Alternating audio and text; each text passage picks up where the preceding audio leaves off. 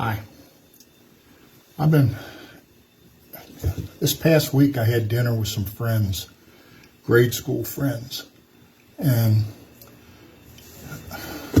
a lot of them were asking me about my violins and that. They knew I make them. And the reoccurring question has always been, well, why did you start doing that, Dave? What got you started in it? And I got to thinking about it, and I figured I'd let you all know, because most people say, violin making, man, where'd that come from? Yeah, I guess it all started when I was a kid. One of my earliest memories was my grandmother playing the violin with my grandfather accompanying her on the piano. And it just stuck with me. And when I was 30, the violin bug kind of hit me, and I took lessons. And even though they weren't very successful, the gentleman who gave me the lessons also repaired violins. And I'd go watch him work a little bit and look at his violins, all the violin in pieces. And it amazed me, all the pieces and how they all work together. And I'm kind of mechanical in thinking, and I just kind of stuck it in my head and went on with life. And later on, one day I was down the workshop tinkering, and I thought, I wonder if I can make a violin. So I tried, and I failed. It didn't turn out too good. And I started researching it a little bit, and then I found a book, and the book was very helpful on getting me started. And that's when I started. And that violin is playable, looks terrible, but it's playable. And I just started improving on how I did things and that, but there's so many things. These are complicated instruments, and you need some knowledge before you make one, and I didn't have that knowledge. And first of all, in the violin making camp, there's really two camps. There's the professional gentlemen who go to school and they tutor under somebody, and they work in a shop, and they make great sounding, really good violins.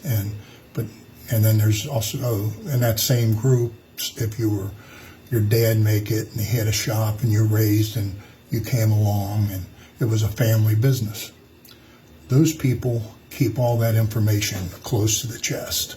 They don't really give it up too easy. And the other camp is guys like me who are hobbyists or just fly-by-nighters, and they share their information really easily. And that's where I got most of my knowledge. I have a friend in Maine who I met through the internet who has visited my shop a few times, and he's helped me immensely improve my product. And not only is he a good player, but he's an excellent violin maker. And just the little hints and that he's given me, and he's an excellent teacher and has helped. And then there's this internet thing is crazy. There's a gentleman in Indonesia who I reached out to, and I can ask him something, and an hour later, sometimes a minute later, he'll have an answer for me.